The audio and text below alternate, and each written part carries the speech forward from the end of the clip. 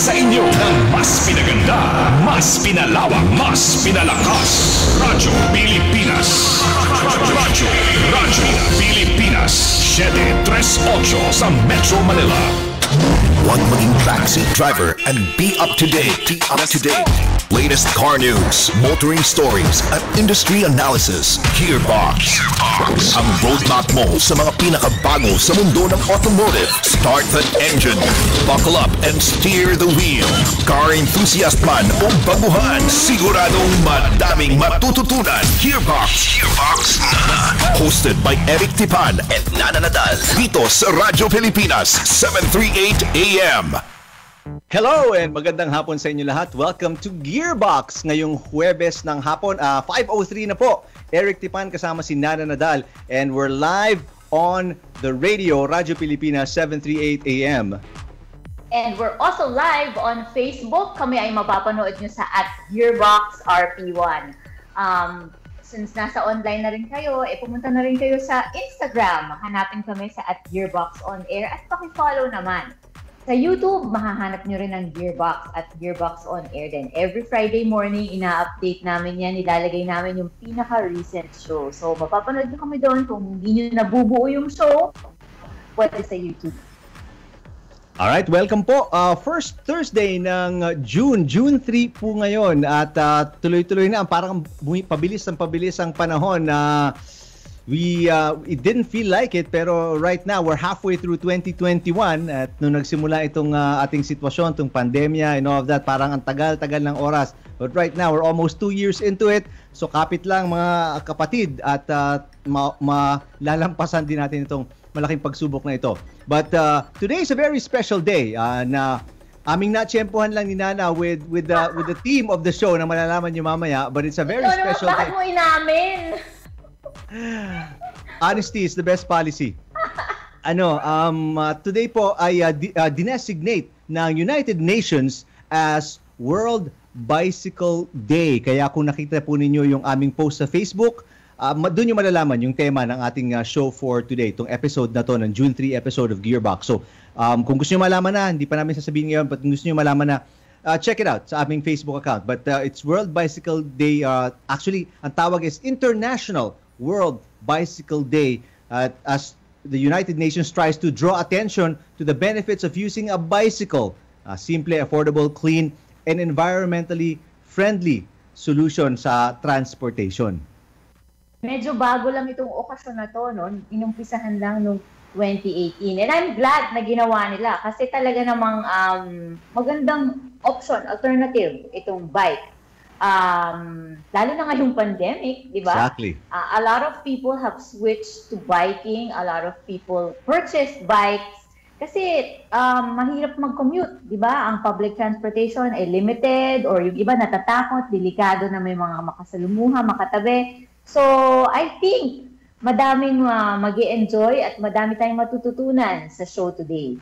And to be honest, ako, ang dami na akong kaibigan na kilalang nagsimulang magbisikleta dahil nga tulad ng sinabi mo, simula ng pandemya. Because of those very reasons, at ang laking benepisyo para sa kanila. Nakita ko, bumaba yung kanilang timbang, naging slimmer. Although, ang sinasabi nila, mainit, number one, lalo na ngayong summer, talagang mas uminit pa, mas matindi ang init. Medyo nangitim sila ng kaunti dahil nga pagbiyahe, pagpasok sa umaga, alas 8, medyo mataas ng araw. Alam mo naman dito sa Pilipinas, tropical country. But in terms of health benefits, ang laki, sabi nila na pumayat nga sila, gumaan, bumaba yung mga issues, especially kung may health problems na sila, mga high blood pressure, mga cholesterol, at kung ano-ano pa, naggandahan yung mga numero sa kanila, But one drawback, may nakausap ako kahapon na isang owner ng bike shop.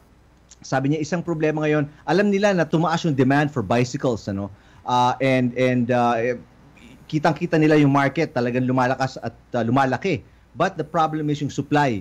Kasi naapektuhan yung bike supplies ngayon because of the pandemic, yung supply chain napakabagal daw. In fact, sabi sa akin nung kaibigan ko kahapon, yung kanilang supplier nagtatanong na bigyan nyo na kami ng orders for 2023 kasi ang backlog is 2023. Yes, kasi ang backlog is 300 to 400 months. Days. 300 to 400 days ang backlog.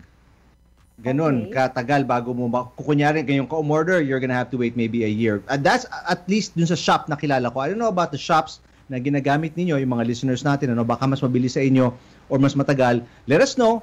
You can just comment on our Facebook account. Yung episode po na to is streaming, so you can just comment right there. Yeah, ngayong pandemic, ang daming naglabasan ng mga skills, di ba? Pinag-uusapan natin yung people learned how to bake, how to cook, biglang may mga nagtatahi, nagsasayaw, ganyan. That's right. At isa sa mga pinaka, anong tawag, magandang skills na i-unearth or kahit na kung hindi ka marunong, matuto ka, itong pagbabike nga, di ba? Marunong ba mag-bike, Nana? Marunong ako mag-bike. Because there are some people, Ikaw, Oo, matanda na, mga 30-year-olds, nakakwento ko. Ikaw, marunong ka. Of course. Are you crazy? Of course. Just making sure. One of the very first things I learned before I even learned how to play basketball, before I even played yung mga larong pambata nung bata pa tayo, no? That was a biking, bisikleta. Natandaan ko, pinuntahan pa namin ng daddy ko sa Quiapo. Doon pa namin binili yung bisikleta before. And that was, para sa akin, that was one of the first parang ways for me to make friends was with my bicycle. Kasi makikita mo yung mga kapitbahay mo, bike tayo. And then, you make friends. Through the days, weeks, pag nagsimula kang bisikleta. Oo nga. Oo. Hindi, alam mo, yung sabi mo kanina na there's some people who don't know how to ride a bike. That was something that surprised me also. Yeah. Nung nalaman ko, parang biglang may nakilala ako na hindi marunong mag-bike. Tapos doon ko lang na-realize na may mga tao ko lang hindi marunong mag-bike. Feeling ko lahat ng tao dadaan doon, di ba? Parang rite of passage nga daw na... It's like walking, reading. You expect people to know na magbisikleta. Dadaanan mo yun para sabi mo, rite of passage. Pero apparently, there are some people na really, siguro talagang lack of interest or talagang, I don't know, they're not the outdoorsy type or not the physical type. Yeah, pwede. Pero ako din naman, hindi naman ako ganang... Yeah. Pero you know what? It's driving. I've always liked driving. Anything. Bike, jet ski, kotse. Kahit ano na ida-drive ko. Gusto ko yan. Ngayon, ang tanong ko is, talaga ba na you never forget how to ride a bicycle? Kasi diba that's always the expression na lagi sinasabing, like pag may kino-compare, diba? It's like riding a bike, you don't forget how to do it, ganyan. So, sa experience ko, totoo siya. Yeah. Kasi, when I was a kid, parang dun lang ako nag-bike eh. And then, I think nung medyo lumaki na ako, wala na, nakalimutan na, hindi ko na nagagawa. Mm-hmm. And then, 20 years later, I visited a friend. Tapos nakita ko yung bike nung anak niya na medyo kasha ako. Medyo mahirap, medyo maliit for me, pero pwede na I tried. And nagawa ko So imagine 20 years akong hindi nagbabike. Tapos nung sinakyan ko yung bike, medyo lang sa umpisa parang medyo wobbly, gano'n. Tapos aminin mo, nahulog ka, no? Hindi. Kasi nag-iingat ako. Pero takot ako lumiko. Yung parang nung liliko na parang, teka lang. So pero nakaandar ako, 'di ba? So sa akin, sa experience ko, I didn't forget it.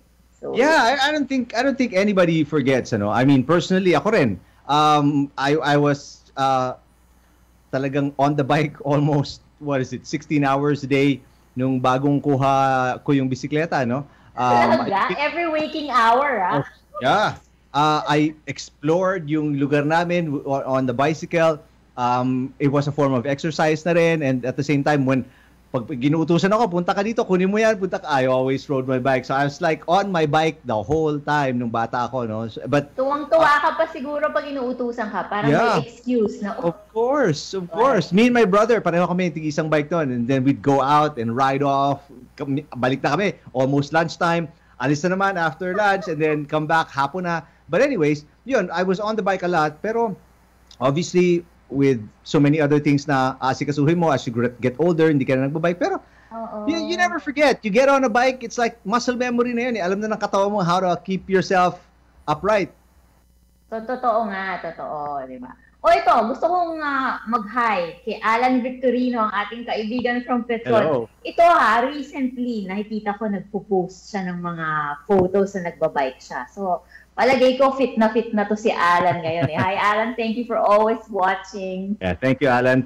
Joshua Ray Buendia and so many others watching us all over the Philippines. Maraming salamat. Mayong hapon sa inyo tanan. Thanks for being here with us on GearBox. It's going to be a special day for bikers. You're going to have fun listening to the talk here today about safety on bicycles, cycling equipment, and all that.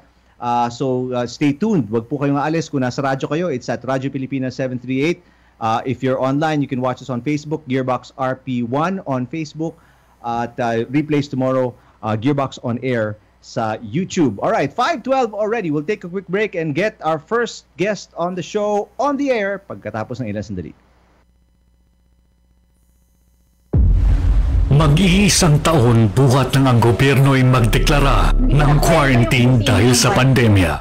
Community quarantine is hereby imposed. Pamala ay pinagsumikapang punan ang pangangailangan ng buong bayan. I issued an order in implementing the Bayanihan to Heal as One Act. Maraming naging pagsubok, ngunit nananatiling nakatayo. At ngayon, kislap ng pag-asa ang hatid ng bakuna. Today we make another step towards in our growing fight against COVID-19 as we receive 600,000 CoronaVac doses. We heal as one. Ito na ang simula. Sama-samang babangon mula sa krisis pangkalusugan. Katuwang ang pamalaan, tayo'y tutungo sa maganda't ligtas na bukas. Let us demonstrate unity in our shared task of nation building and healthier society of every Filipino.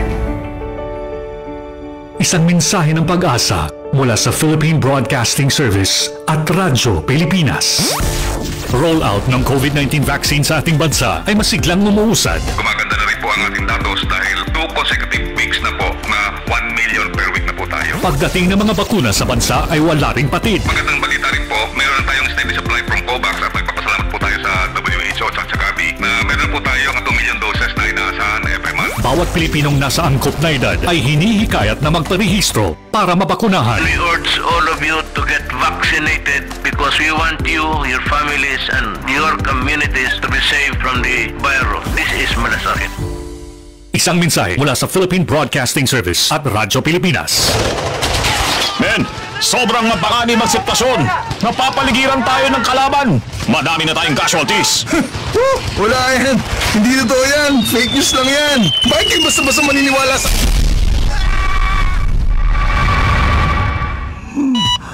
Bok! Bok! Hindi! Ipag-iiganti kita, bro! Sa laki lang sa tapang ko ito, chicken lang sila! Wala talaga silang panama sa akin, subukan lang na...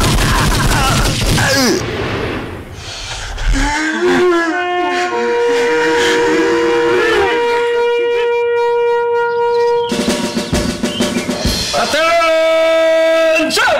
Men, nahaharap tayo sa isang giyera. Ang giyera laban sa COVID-19. Matindi ang kalaban. Milyon-milyong buhay ang nakataya. Pero hindi tayo pwedeng mag-solo mission. Teamwork ang kailangan natin dito. Basta may social distancing. Sir, yes, sir! Walang magmamalaki. Walang tatanga-tanga. At higit sa lahat, walang susugod sa giyera nang hindi armado at protektado. Face mask! Check!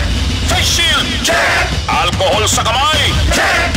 So men, obey orders! Kasi kung hindi kayo sumunod, baka kayo na ang susunod na mamatay! Matakot kayo sa COVID-19! Ang COVID-19 ay isang sakit na hindi pangkaraniwang sakit lang. If symptoms exist, consult your doctor. Breathe normally. Bilang ng COVID cases sa bansa, hindi pa rin bumababa. Mga bakuna para sa mamamayan, hindi pa rin sapat para sa lahat. Pero muli, pamahalaan ay nagpaalala, walang maiiwan, walang papabayaan. Do not be afraid. Government is working.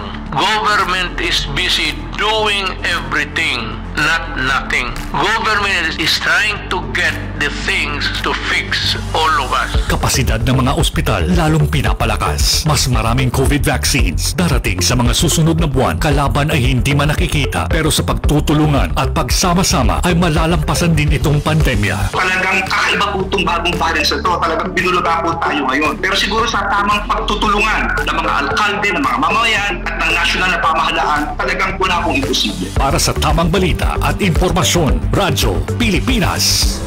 Isang taon na tayong lumalaban sa COVID-19 at totoong nakakabahala na muli na namang tumataas ang bilang ng mga kaso. Yung po pagtaas ng mga kaso ay patuloy at ito po ay natukoy dito po sa lalong-lalo na sa National Capital Region. Iba't ibang variant ng virus ay nakapasok na rin sa bansa, pero pamahalaan ay maagap pa rin at hindi naman nagpapabaya. Ang kaagara, kilos o aksyon ng mga LGU and the national government ay talagang ginawang mabilisan at agresibo at kailangan matustusan po itong mga hakbang na ito para maputol ang kadena ng hawaan at masiguro natin na ang kanila pong inilatag na mga pamamaraan ay talaga pong magiging epektibo para mapababa ang kaso ng COVID. Pangulong Duterte, muli na naman tayong siniguro na walang Pilipino ang maiiwan sa gobyernong ito. I know, lahat kayo, lalo na mga kababayan ko na dyan sa Escuadras area, lahat kayo, huwag kayong matakot at hindi ko kayo iwanan. Wala ng pag-asa at parang bandono kayo ng gobyerno. Hindi yung mangyari yan. Maghintay-hintay lang kayo ng sandali. Abutin ko rin kayo. Sa pandemya ay hindi tayo magpapatalo. Basta't sama-sama, kaya natin to. Isang mensahe mula sa DOH, KBP, PCOO, Philippine Broadcasting Service, Radyo Pilipinas, Republika FM1 at Capital FM2. Turn up the headlines. Turn up the headlines. Tumutok na sa Gearbox dito sa Radyo Pilipinas 738 AM. Welcome back to Gearbox this Thursday afternoon. Eric, Tipan, and Nana Nadal at your service until 7 p.m. tonight. We're live on the radio, Radyo Pilipinas 738 AM, and we're also live with video on Facebook via Gearbox RP1. And let's start the discussion about bicycles on International World Bicycle Day. And let's introduce on the show today, mula sa Allianz PNB, their Chief Marketing Officer, Gino Riola. Gino, welcome to Gearbox. Maraming salamat, Eric. Maraming salamat. Thank you for having us from Allianz PNB Live Nutrition. Now, we recently read about this Ride Safe campaign mula sa Allianz PNB. Can you tell us what this is about and when it was launched? Right, we launched Ride Safe last year. So we had the privilege of working with Mayor Zamora in the city of San Juan. So nag-install tayo doon ng bike pit stop. And then we also had bollards. So if you've passed through Ortigas and San Juan, you will notice that there are bike bollards that actually separate the cyclists from the motorists. And you will see that those are courtesy of our company from Allianz PNB Life. And then we moved on just last week with Mayor Isko Moreno in the city of Manila. So we have had, I'm certain you will have the opportunity to see the art bike rack installations, 4 of them that we've installed in the city of Manila. Can you tell us more about this pit stop? So Nana, the concept here has always been we are through the pandemic had a few challenges, daming salot, daming pinsala ng pandemya. Pero mapapansin natin maganda ang nangyari doon sa pagbibisikleta. Marami ang nakalabas. I mean, as I say to friends, those from abroad especially, it's amazing that you can now cycle through C5 and EDSA. I mean, who would have thought that? And you could cycle through a lot of thoroughfares, Shaw Boulevard, for example, Ortigas, as I mentioned. And the thought was very simple, and that is how can we contribute and how can we collaborate with both the cyclists and the local government units. So we thought, first of all, safety. A lot of times, especially sa atin, medyo baho-baho yung mga kalye natin. So pag nakisiraan, nagbibisikleta rin ako. At pag natamaan ng sira, so saan pupunta mo? So doon nagsimula. And then again, it transferred to bollards, to safety. As I share also with a lot who are very curious about the program, it is not just the infrastructure. There's also a lot to be said about education and awareness. So we've launched a webinar series. We're partnered with companies like MaxiCare in terms of spreading the good news about cycling and all these good things about education and awareness as well. Okay, so where is the pit stop located and what's in it? Right, so the pit stop is right across the San Juan city. So of that installation, it's solar powered. As Mayor Zamora would say, it's the first solar powered bike pit stop in the country. And it's right across the San Juan City Hall. You won't miss it. And I know, Eric or Nana, if either of you or both of you do cycle, you'll see it right there. And of course, our bike rack installations, on the other hand, in the city of Manila, that which we launched with the help of our friends from the German embassy as well, are in 4 different locations in the city of Manila. That sounds awesome. Ano? Ang ganda. Parang ang ganda pakinggan, Gino, no? First solar-powered pit stop. But what actually is the sun powering in the pit stop? I mean, does it have machines that bikers can use? No, it's really more about the light. So, ang kulang din sa mga and yun yung tinututukan namin na para kahit na gabi, most people cycle at night. In fact, I did a visit of the 4 installations yesterday in Manila. Minsan madilim, right? So okay. It's a bit of a challenge when you're fidgeting with your bike, when you're worrying about something as innocuous as a flat tire. It's important to have proper lighting, and that's what it does. So the pit stop powers the lights. Lights, and okay. With regard to everything that you need, spanners, bike rack. There's also something for to inflate your tires if you get a flat. Okay, so it's 24/7 may ilaw. Because nice. Solar powered naman di ba? That's right. Well, at least that's a safety. Go ahead, Nana. And very aligned, no? Na solar powered yung pit stop. So it's using sustainable energy. And then yung mga bisikleta rin. This is all about sustainability, di ba? Right. Exactly. So the whole concept to it was an insurance organization. It's all about life protection, of course, but we have focused on health and protection as well. We live in a country where the life insurance gap, unfortunately, continues very, very high. And our concept has been very simply, we're one of the most sustainable insurers in the world, and we pushed for health and wellness. So maganda sa pagbibisikleta, it's really not just for your physique, for your physical wellness, but also for your mental wellness. And we know that by associating ourselves with this very good initiative, we're pushing both. Now, the inspiration with the bike rack installations in Manila, on the other hand, is more of getting people out there. Maraming medyo uncertain, safe ba magbisikleta? Even when I first came back to the country, felt traffic sa kali. So is it something that would be worth doing? And today's generation, of course, we're big on Instagrammable spots. And I hope if you haven't already seen any of the 4 installations, you will get to see it and say, nga, Instagrammable, pang profile pic. And maganda talaga. Yeah, I saw some photos and they look pretty nice. Very artistic yung renditions nitong bike racks, ano. But do you plan to put up more solar-powered pit stops around the metro? Well, the answer, Eric, is that we have been reaching out to a lot of LGUs. Lots of local government units have actually heeded the call. We've received a number of good interest. The intent is there for certain, and we're here. The other mayors of Manila and outside of the city are listening. We're here from Allianz PNB Life.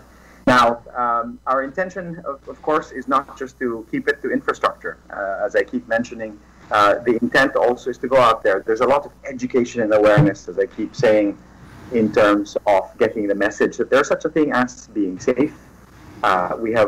We both have obligations. I'm both a motorist and a cyclist, and I know that sama-sama tayo na kailangan magtulungan dahil this Ride Safe program is not just a cycling endeavor, and neither should it be just an endeavor for motorists.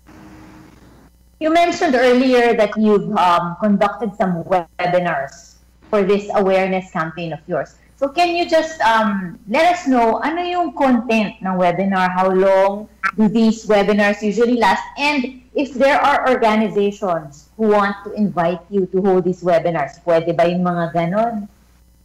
Well, it's a good question because you know what was surprising for me as a cyclist myself. Nagulat ako ang daming cycling associations.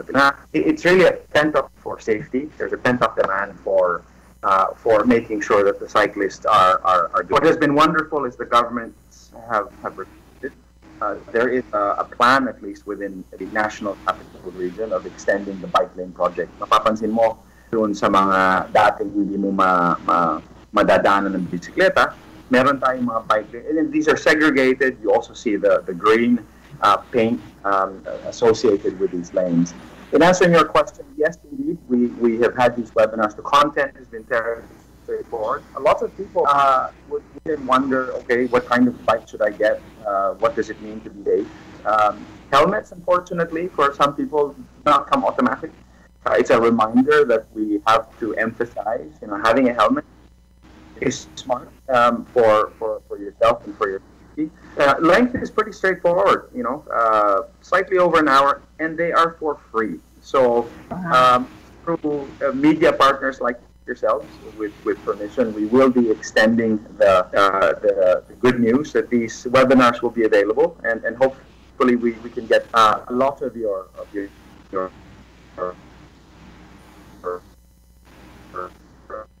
dinners to join in as well. Okay, you're getting cut off every now and then, Gino, no? But you've got a great message that you want to get across. You've been mentioning the word education a lot right from the start of the interview, no? What it is that's lacking right now? You mentioned bikers obviously must wear helmets for safety. What else on the biker side muna tayo before we go to the motorist side and what they can do, what they can learn to be able to coexist with bikers on the road. Pero bikers muna tayo. What do they need to know when they hit the streets of Metro Manila? Yeah, I hope the connection is better now. What cyclists I always emphasize should remember is that we share the road, and that would be the primary point. That is the basics of understanding that rules and regulations apply to everybody, right? A red light is not just for a car, it's not just for a bicycle driver, it's for cyclists as well. Even for bicycles? Hindi pang bisikleta rin, hindi optional ang okay. And second is the use of the bike lane. There's a reason why governments invest in putting bike lanes up. And then third, make sure you're always safe by way of putting on a helmet, and always visibility is a key and an important factor. Especially, right. Marami ako unfortunately nakikita, a lot of cyclists do not have proper lighting at night, and you can just imagine where streets are very dark. It's imperative that you can be seen and very visible indeed. Hindi pwedeng naka-bright colored shirt ka lang, that's enough. You need reflectors, maybe even lights talaga. I mean, the blinking lights that you attach sa bisikleta mo para vehicles can see you. Because sometimes there are cars out there na modern cars with LED lights, with bright lights, can see you. But there are many cars na outdated na. Minsan, busted pa yung mga headlights. And kung matsyempohan ka nung ganong klase mga sasakyan, you know, it's a risk. Obviously. Or mga distracted na drivers, hindi sobrang naka-text, yan, hindi naka-focus. Saka minsan talagang, kasi as a biker, di ba, ang size mo, maliit ka lang eh. Yeah. Isang person lang yung size, hindi mo napapansin. Bigla na lang may ganon. And, you know, we're not sure if they can react fast. Fast enough. Yeah, so I think people have to be aware that this is for their benefit. It's not just because it's a law or there are rules or ang paganda ng bike, di ba? It's to save your life. Exactly. And Gino was right, you know. You don't know how many times I've seen bikers na just because they're on a bike, parang walang sasakyan, they beat a red light or they cross a red light kasi bisikleta sila eh. They think because yun nga, they're on a bicycle, cars will automatically stop because they're in a smaller type of vehicle. They're putting their lives in danger and at the hands of motorists, which is not a good thing to do on the road. Exactly. Cars will stop kung makita sila. Kung makita ka, so what if they're not seen, diba? Yun nga, you're putting your life in the hands of somebody else. You're not in control anymore because if they don't see you, if they were texting, unfortunately, that's it. You're going to be in the hospital. Sigurado yun. Minimum broken bones. Or worse, you could lose your life. So right. So that's on the. So they have to be aware na hindi porket kasha sila is go. Yeah. Pero may ganon. Kasi kasha, pwede. Exactly. Now, that's the bicycles. Now for motorists, for drivers, people behind the wheel, Gino, because a lot of motorists, when they see bicycles, parang irritant on the tingin nila or what they feel because babagal or they're riding too close to the car.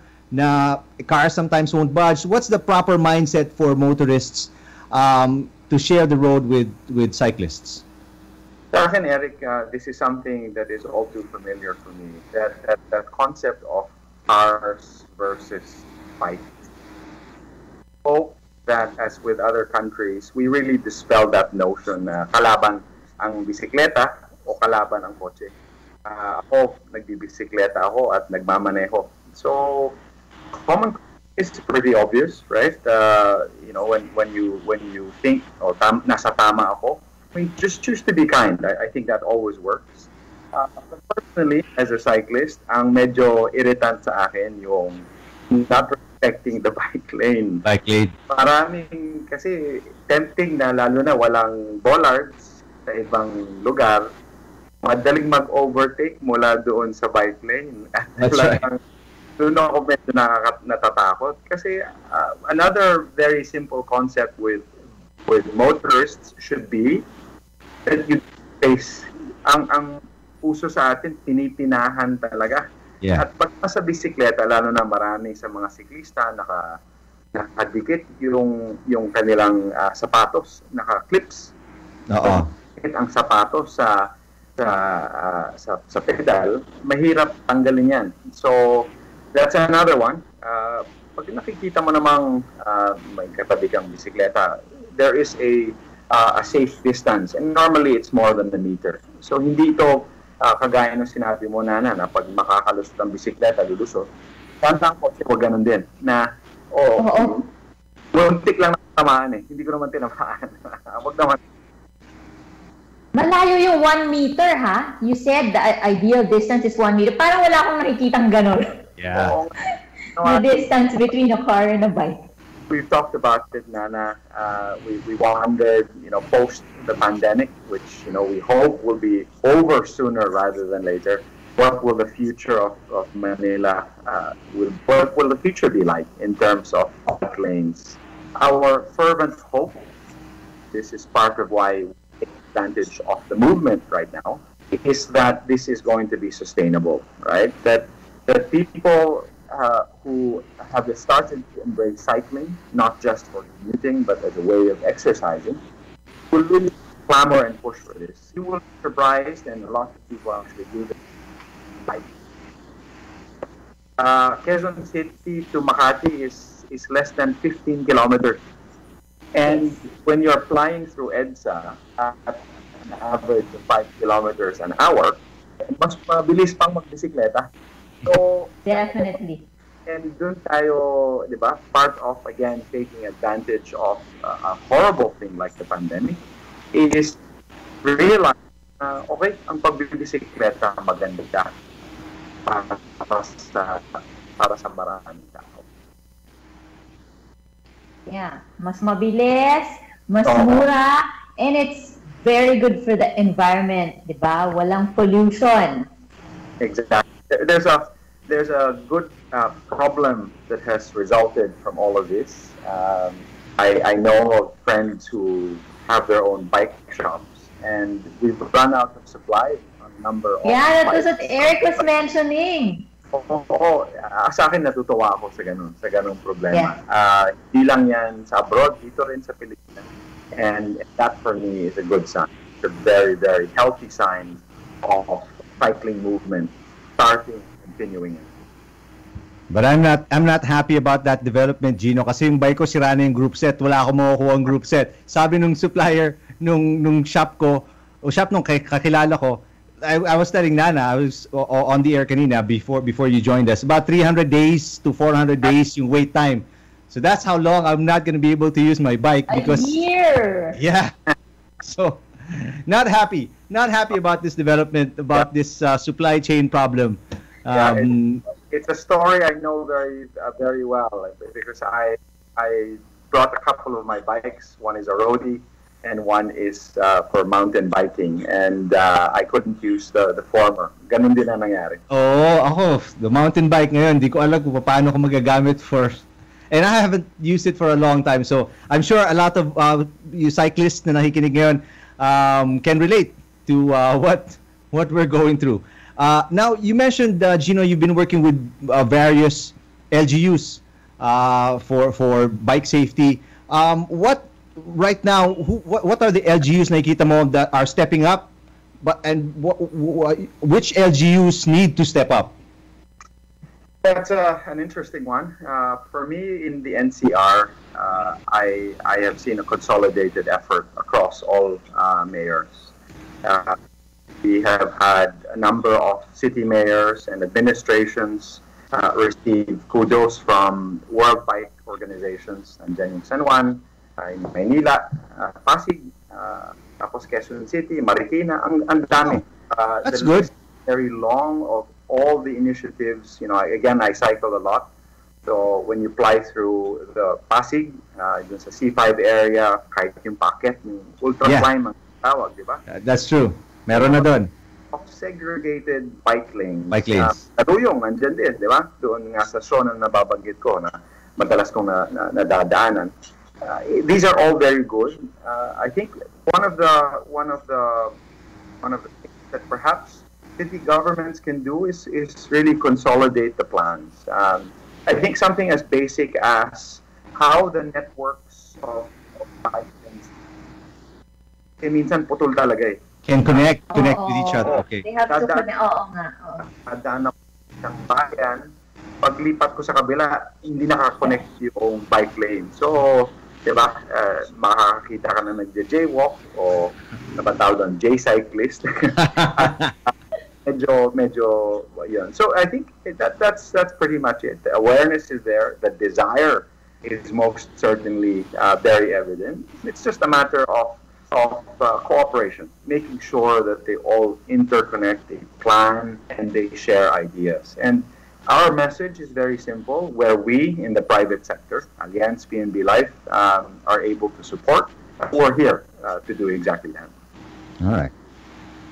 How about the national government? Meron ba tayong pwedeng ipanawagan sa national government? Meron ba tayong mga batas para sa mga nagbabike? Actually, Nana, part of the inspiration here came exactly from that, right? The kasama doon sa mga, alam niyo naman yung Bayanihan Act, this sprouted towards bike lane initiatives. Kasi nga, kung natigil yung public transportation, talagang the government stepped up. So we acknowledge that. And I suppose the message is the same still. Continuously invest, not just in infrastructure, but making sure that when it comes to getting a license, for example, learning the rights of understanding your rights and obligations all being part of it. So it's an ecosystem, as we call it. Hindi ito pwedeng isang bagay lang. Hindi pwedeng safety lang, hindi pwedeng infrastructure. Dapat may educate dahil kapag may konting butas, lalo na pag bibisikleta, it's a safe conversation. It can be a challenge. Yeah. Now for people listening, Gino, no? How can they support, maybe they're not cyclists, maybe they're not even motorists, but is there a way for them to support this cause? How do you support the cause? I mean, we've had many conversations about safety, about courtesy. If you're not like, so always I espouse to put yourself in to the other when our motorists make sure that understand what cyclists go through. Vice versa, now being your motorist, learn how it works. The cyclist, on the other hand, make sure that you follow rules and regulations and the obligations of safety yourself. And yung ganyan, that has always been the message also of cycling advocates. We cyclists, I say we because I am one, like you are, Eric. I don't know if you are, Nana. No. Just in the backyard. The message, Nana, right? The more the merrier. The more there are cyclists on the road, the better for all of us. Yeah. Okay, so as an insurance company, how do you protect the cyclists? Do you have products that are geared towards those who are into biking? Yes, of course. We sell life insurance policies, of course, which protects your person, your being, should the unfortunate happen. But we also have what we call living benefits, right? So health and protection plans. We offer personal accident, of course, our products. I'd like to speak to a couple that are health and protection related. We have an Allianz Well product, and we also have Easy Health. So these products are all available on our website. We sell or we offer our products through what we call life changers. So these are people, financial advisors, agents, who work in different parts of the country. And if any of your listeners would like to know more, there's always the website they can go to, Allianz PNB Life. Allianz PNB Life. They can go to that website. Okay.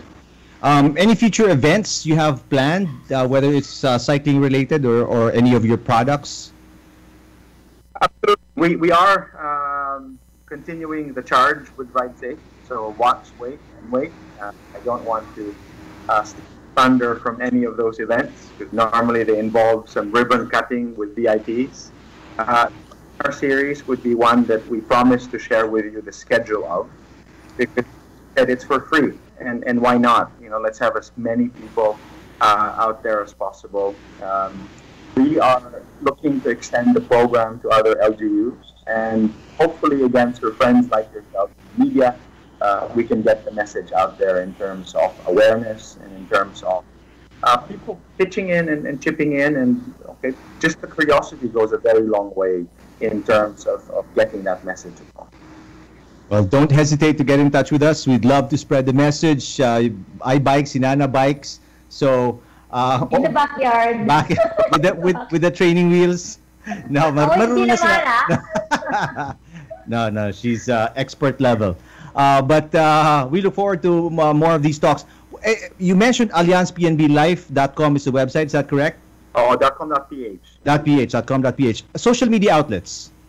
We are of course on Facebook. We are on IG. We have a Twitter handle as well. So just make sure LinkedIn of course. So all the usual social media. Today's world of Googling. I wasn't too specific because just Google Allianz PNB Life and all of that will be at your disposal. All right, excellent. Well, thank you very much for the information and the programs. On behalf of all the bikers, thank you for putting these bollards up, yung solar-powered pit stop, and these bike installations in Manila. I'm sure marami na dyan na mga bikers will start, you'll see these pictures, these sceneries popping up sa kanilang Instagram. Great effort from Allianz PNB Life. Good on you guys for putting this together. Eric and Anna, thank you very much. I mean, it's really about continuing the conversation. As I keep saying to friends in the media, you are part of it, and we would like to thank you for the acknowledgement. To the cycling advocates who are listening, the cyclists, especially those who are part of groups, do reach out to us, because this partnership is not just with the big LGUs. This is also with with the grassroots cycling associations that have great ideas. No one has a monopoly of great ideas, and why not? Let's bring those forward to us at Allianz, certainly friend. And our pleasure. From Allianz PNB Life, their Chief Marketing Officer, Gino Riola. Gino, thank you very much. Thank you, Eric, and thank you, Nana. I hope to bump into either of you on the road or perhaps somewhere else in future. Yeah, you too. 5:47, we'll take a quick break. Gearbox will be back pagkatapos ng ilang sandali. Sa patuloy na pagkalat ng COVID-19, narito ang ilang impormasyon tungkol sa social distancing. Sa community quarantine, nililimitahan ang paggalaw ng mga tao. Ganito rin ang sitwasyon sa sektor ng transportasyon, subalit patuloy ang biyahe ng cargo at delivery. Ipinagbabawal naman ang pagtitipon-tipon sa isang lugar. Suspendido rin ang klase at ibang aktibidad sa loob ng isang buwan. Ipinapatupad din ang flexible working hours sa mga ahensya ng gobyerno at hinihimok din ang mga pribadong kumpanya na gawin din ito. Sa panahong ito, hinihikayat ang lahat na panatilihin ang layong 1 metro o 1 dipa mula sa mga tao sa inyong paligid. Labanan ang virus, pigilan ang pagkalat, puksain ang COVID-19. Isang paalala mula sa Philippine Broadcasting Service. Sa panahon ng COVID-19, lahat tayo ay nagtutulungan. Araw-araw ay itinataya ng ating magigiting na frontliners ang kanilang buhay sa ngalan ng serbisyo. Samantalang sinisigurado naman ng ating national government na mabigyan ng pagkain at non-food essentials ang mga lubos na nangangailangan. Kaya tayong nasa bahay, let's do our part to flatten the curve. Ugaliing maghugas ng kamay, panatilihin ang malusog at malinis na pangangatawan, at manatili sa ating mga tahanan. Isang paalala mula sa Philippine Broadcasting Service. Rollout ng COVID-19 vaccine sa ating bansa ay masiglang umuusad. Gumaganda na rin po ang ating datos dahil 2 consecutive weeks na po na 1 million per week na po tayo. Pagdating ng mga bakuna sa bansa ay wala ring patid. Magandang balita rin po, meron tayong steady supply from COVAX at nagpapasalamat po tayo sa WHO at sa CABI na meron po tayo ang 2 million doses na inaasahan every month. Bawat Pilipinong nasa angkop na edad ay hinihikayat na magparehistro para mabakunahan. We urge all of you to get vaccinated because we want you, your families, and your communities to be safe from the virus. This is Malasakit. Isang mensahe mula sa Philippine Broadcasting Service at Radyo Pilipinas. Mag-iisang taon buhat ng ang gobyerno ay magdeklara ng quarantine dahil sa pandemya. Community quarantine is hereby imposed. Pamala ay pinagsumikapang punan ang pangangailangan ng buong bayan. I issued an order in implementing the Bayanihan to Heal as One Act. Maraming naging pagsubok, ngunit nananatiling nakatayo. At ngayon, kislap ng pag-asa ang hatid ng bakuna. Today we make another step towards in our growing fight against COVID-19 as we receive 600,000 CoronaVac doses. We heal as one. Ito na ang simula. Sama-samang babangon mula sa krisis pangkalusugan. Katuwang ang pamalaan, tayo'y tutungo sa maganda't ligtas na bukas. Let us demonstrate unity in our shared task of nation building and healthier society of every Filipino. Isang mensahe ng pag-asa mula sa Philippine Broadcasting Service at Radyo Pilipinas. Todo na ang silinyador, forward, and speed up with Gearbox sa Radyo Pilipinas, 7:38 AM. Dito sa Radyo Pilipinas, 7:38 AM. We're live on that frequency at live din po tayo online. So yung mga gusto makakita sa aming pagmumuka, you can watch the show on Facebook, Gearbox RP1, Eric Tipan kasama si Nana Nadal. And it's that time of the day once again. Welcome natin ating food expert, ating chef online from the Migs Torres Experience on YouTube, Migs Torres himself. Migs, magandang hapon. Magandang hapon, Eric and Nana, and to everybody who's listening to Gearbox, everybody who's watching on Facebook. It's good to be back and talk about something that will make you hungry once again. Yes, tulad ni, sandali, sisingit ako, tulad ni Dimple Villanueva, mag-hi lang ako. Hello, hi Dimple. Sige, gutumin natin, Migs. Total, nag-hello lang rin naman tayo sa ating mga kaibigan. Gusto ko rin batiin lahat ng nasa vlogging community, no? Sa Pilipinas, yung Vloggers Philippines. Yan, isang group sa Facebook. They're a community for starter vlog, for those who are starting to vlog. More power to you guys, you know. I mean, it may seem like a lot of people trying to vlog, pero hindi madali yan, no? It's not an easy thing to do. To share yourself, you know, bare a little bit of your soul, and then give it out to the public, you know, and learn as you go. Kasi hindi ganun kadali ito, no? Not that everybody's an expert, not everybody's comfortable in front of the camera. Kaya these people na nagsisimula, those na experts na helping each other out. What a great community. Keep it up, guys. Help each other out. Kasi the more vloggers are out there, the better it is for not just the industry, but for the public in general, because that's content that people will consume. That's content that people want, that people need, whether they know it or not yet. They will learn something from someone. Exactly. Source of information yan, lalo na ngayon na hindi tayo makalabas, diba? So right. Umaasa tayo sa ibang tao na magdadala sa atin ng informasyon. That's right. Katulad ni Migs Torres, sa Migs Torres Experience. Kasi pareho kami ni Nana, hindi marunong magluto. Well, ngayon, order. Nako, napaka-importanting skill ang dapat magaling ka mag-order, ano? Kasi sometimes that can make or break your meal. Correct. Now, so, ano bang meal natin ngayon? Today, pag-uusapan natin is making your own burger blend. Wow! Yes. Burger, my favorite. Gusto kasi natin ng burgers. Tayo mga Pinoy, nakasanayan na natin ito. Merienda, full meal, iba't ibang klaseng lasa ng burgers. Pero kadalasan ang ginagawa natin is bibili tayong giniling, uhulmahin, gagawin burger, season, luto. Now, okay lang yan, ano? Just make sure na, syempre maganda yung source, malinis, and also, yung fat ratio, yung meat to fat ratio niya is around 70 is to 30. Is that a healthy ratio? Well, burgers are rarely healthy, guys. Paano sa mga nakikinig na gustong gawing healthy yun? Paano ba? Lagyan mo ng gulay. Yung lettuce. Yun. Gawin mong 60% beef, 10% 20% lettuce, and then 20% fat? Well, ang pwede mong gawin, kung ganyan, taas mo yung lean meat ratio niya. Okay, there you go.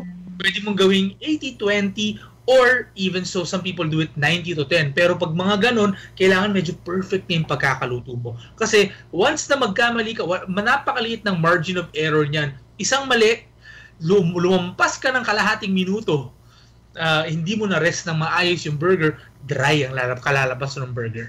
So the fat helps it na madaling iluto? As a matter of fact, the fat content is almost everything to a juicy burger. If you like juicy, moist, flavorful burgers, you have to bump up the fat content. And para hindi ka naman maging sobrang unhealthy, 70-30 ang best ratio. 70% lean, 30% fat. Yan, yung nakatiyang nire-recommend, pinapakialaman pa natin. Now, ang isang magandang gawin din, since gusto natin gumawa ng parang gourmet na burgers, gagawa tayo sariling burger blend, is to buy whole cuts of meat, whole cuts of beef. Yun yung gagamitin natin, yun ang igigiling natin, ipapagiling natin sa palengke, and yun ang gagamitin natin sa burger natin. Now, inisip mo siguro ngayon, oo, gagawin ko yan, bili ako ribeye, bili ako tenderloin, bibili ako ng kung ano-ano expensive cuts of beef. Huwag po natin gagawin yun dahil tayo po magsasayang ng pera. First and foremost, yes, masarap sigurado yun, but it's definitely just going to be yung flavor niya would be almost the same, if not a little bit lower pa nga, ng mga meat, cuts of meat na babanggitin ko ngayon, which is a lot cheaper. Use these cuts of meat if you would like to make your own burger blend. Simulan natin sa chuck steak.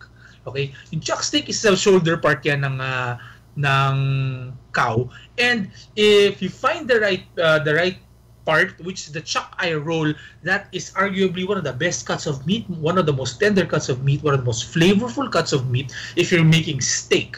Okay? Now, you can just get chuck steak or hindi na yung chuck eye roll yung hanapin nyo, basta chuck. Dahil yung chuck, ito yung magandang balance ng fat and meat. Okay? Yan pa lang mismo, pwede mo nang gawing burger yan. Oo. Now, if you want to add a little more bite to your burger, might want to consider using brisket or round. Yung brisket is sa breast part yan ng baka. Buo yung lasa ng karne and mataas ang fat content nito. So, yes. So, yung mga pag kumain ka ba, roast beef brisket, di ba? Masarap. So, ano yung pinakamasarap na part? Is it the brisket? Actually, pare-pareho lang ito, no? Pero yung isa sa mga best parts na gamitin is chuck. But, pero you can also use brisket, which is part of the breast, or round. Itong round is medyo may pigi ng baka. And lean ito, very lean. Also, a very cheap cut of meat. Kung kailangan mo magdagdag ng meatiness, ito yung isasama mo sa blend mo. Yan, okay. Round. Okay, but with regards to price, before you move on, Migs, with regards to price, ano bang, I mean, from more the most affordable to the most expensive part, o pare-pareho din lang? Lahat ito halos magkakapareho lang. Pareho ng price. Punta ka sa butcher, sa local butcher mo. Okay. Halos magkakalapit lang ang presyo ng mga ito. Well, relatively, when you say cheaper price, it's gonna be relative because expensive po ang karne ngayon. Okay. So, you'll probably spend per kilo mga nasa 500 pesos pataas ang mga cuts na ito. Now, 1 kilo yon. Oo. And 1 kilo, how many patties magagawa mo? Napakadami nun, Eric. Okay. Party na yung party. Isang kilo kaya mo naman pa birthday party. Seryoso? Oo. Okay. Siguro, okay. Well, depends. A birthday party. Tama, birthday na ni Eric next month. Ayan. Pa-burger ka, Eric. Sige, ako gagawa. Tingnan natin kung magugustuhan nyo. Pero kasi itong 1 kilo, no? Itong 1 kilo ng karne, siguro you make around 100 to 150 grams per patty. So makakailan ka, almost makaka-10 patties ka niyan. Wow, daming burgers doon. 1 kilo. Now, next is the sirloin. No? Sirloin is a cut of meat na ginagamit sa steaks, but it's also tender enough and flavorful. Binibigyan ito ng medyo steaky taste yung burger. Kung medyo yung habol mo. Steaky taste. Steaky flavor.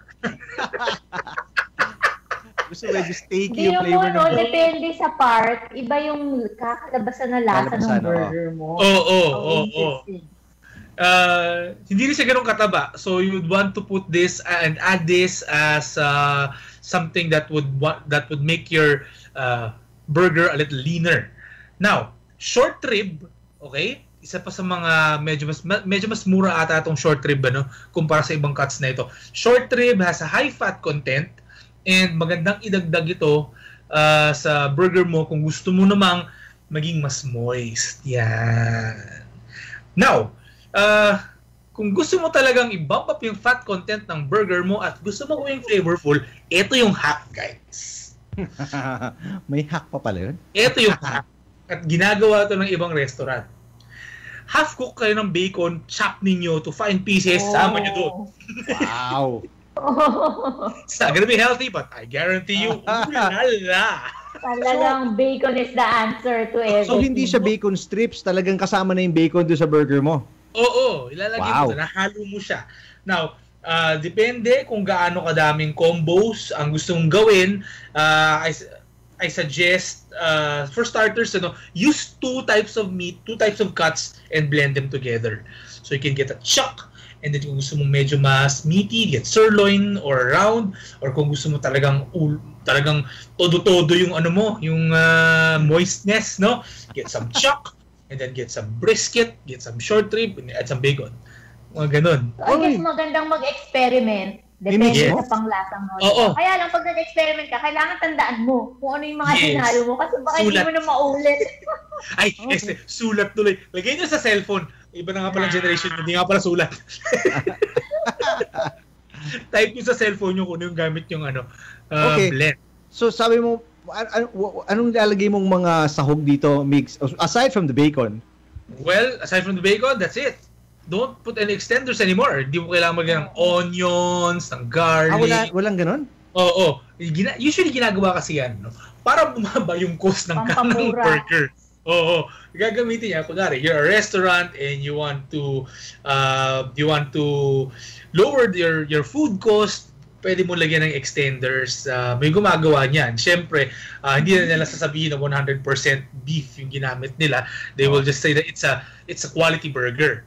No, but they do that. Ngayon, since nasa bahay naman tayo at tayo ang kakain, todo na natin yung tipirin. No? Gumawa kayo ng proper burger. Now, pwede mo itong gawing bola, no? Pwede mo itong gawing bola, and you will smash this, parang smash burger siya, pag niluto mo. Pag-usapan natin yan mamaya. Pero yung sa paggigiling, kung magigiling kayo meron kayo sarili yung meat grinder, make sure na napakalamig po ng mga components ng meat grinder, like yung blades. Kailangan po lang. Malamig. Bakit kailangan malamig? From the ref or malamig as in room temp? Yes, kasi pag hindi siya malamig, yung tendency is pag hinati mo yung kasi kailangan malamig din yung karne mo eh. Kasi para hindi siya dahil para mag-form ng maayos. Okay. Yung burger. Mag-form ng maayos. Hindi mag-form ng maayos yan. Pag hindi malamig lahat ng components, maiinit agad yan. Mabilis uminit ang temperature ng pagkain. Mabilis magbago. Okay. So, kailangan proper temperature ang gagamitin nyo. Chill the beef, chill the components of the grinder. Kung sa palengke naman ang gagawin niyo, pagiling niyo na doon, pwede rin.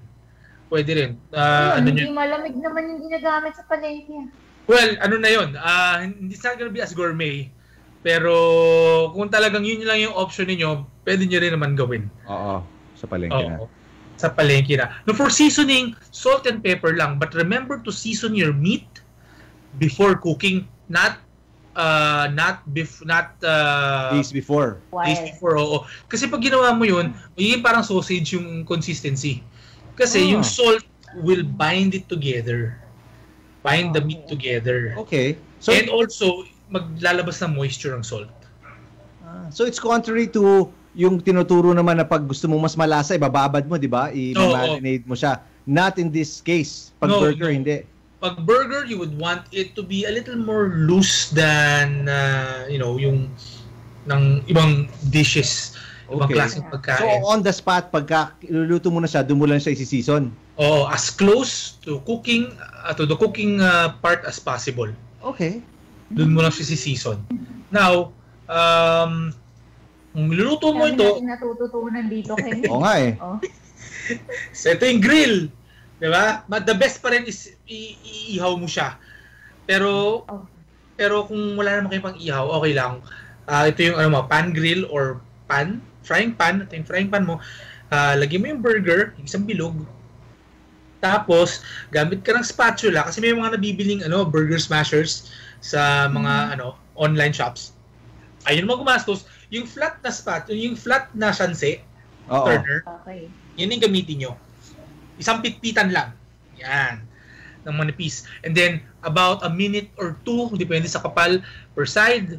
Tapos sabayan gawin ninyo, ito is another good hack, is mag-chop kayo ng onions, lagay nyo dun sa burger, habang pinuluto ninyo, tapos lagyan nyo ng keso sa ibabaw, tsaka nyo i-melt caramelized onion, melted cheese. Napakasarap. Wait. Nagutom ako bigla. Pero Migs, yung part ng seasoning, how much salt, how much salt and pepper lang sinabi mo, di ba? Oo, salt and pepper. How much salt, how much, a pinch? A little more than a pinch siguro dahil kailangan magkaroon naman ng lasa yung burger mo. Season liberally. For one burger, ano ba pinapag-usapan natin? One patty. For one patty, kuha ka ng siguro a couple of pinches of salt. Kasi kadami talaga. Oo, medyo kailangan mo kasing it has to form a crust. The burger has to form a crust and the salt will help make the burger form that crust, salt and pepper. So yun yung magpapaano sa magbibigay ng crust sa kanila. Now, if yung lalo na pag yung mga hinulma na patty, yung talagang ginawa mo na yung patty. Ito kasi smash burger yung binanggit ko ngayon. Pwede naman yung huhulmahin mo rin yung patty. So, gagawin mo ng ganyan. Pero remember, pag gagawin nyo yun, get your thumb, get okay sign, tapos indention sa gitna. Kaya nyo gagawin yun, kasi pag niluto nyo yun ng walang indention, lolobo yung burger. Wow! Pag nilagyan nyo ng indention, hindi yan lolobo, magsistay flat yan. Wow! I didn't know that. Bakit ganun? What is that about? Well, science. Magaling ka pala Google sa science. Google mo na lang, Eric. Tinatanong mo pa. Science. Hindi ko alam yun ah. Nag-i-expand kasi. Nag-i-expand yung meat. Di ba siyempre lumalaki yan eh. Yes. And, okay. And then the indentation. It allows the meat na it allows the meat to hindi siya lulobo basta-basta. No? Okay. Kung lumobo man siya, dahil mas mababa, lolobo siya, paakyat. Level yung burger. Nice. Kasi ba sa pork, applicable yan? Pag mga pork? Yan ang hindi ko alam. Hindi pa ako gumagawa ng pork burgers. Pork burger, Nana?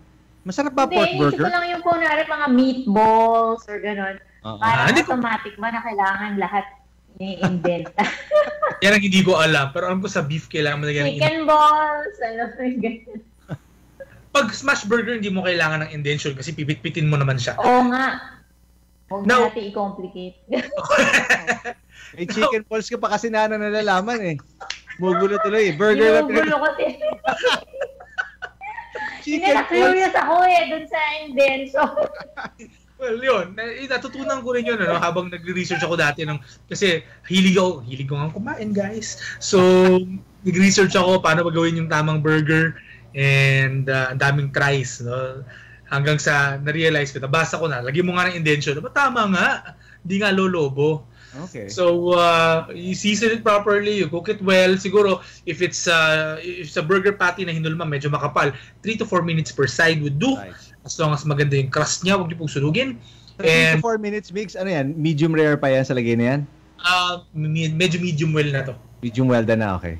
Medium well na yan. Kailangan medium well ng burger. Huwag po kumain ng medium rare na burger dahil it's a haven for cross-contamination. Ibang bakit? Lalo na po. Pag steak? Pag steak? Kasi giniling na. Ganun ba? Giniling? I-explain ko. Unang-una, pag pinagiling yan sa palengke, no, marami nang pinagdaan ng karne yun. Di ba? So, kailangan medyo patayin yung bacteria. Gawin yung medium well. Kung yun naman well done, gawin yung medium well. Also, pag bumili kayo ng giniling straight from the palengke, yung hindi yung by parts, yung giniling na, it's not coming from one cow. Oo. Right? So, there's a lot of chance for cross-contamination and foodborne sickness. Ayaw natin yan. Now, yung steak naman kasi, it comes from one cow. That's true. And depende sa source ko. Ano yung source mo and kung paano yung baka, magiging mas safer siya to eat medium rare. Yun. So, medium well. For the buns, if you want to use buns, syempre may burger buns na nabibili commercially. Pero hindi ko kayo tuturo gumawa ng bread kasi hindi ako magaling na pastry chef. Pero order na lang tayo sa guest natin last week, di ba? Sa Gourmet Bread House. Pero ang best bun to use para sa mga burgers, either brioche, pag maninipis siya, yan yung brioche. Brioche is a crusty French bread that's high in fat and butter and egg content. Yung brioche. So medyo mas flaky and crusty sa labas, soft sa loob. Now, if medyo makapal yung burger niyo, ay baliktad pala. Pag makapal pala yun.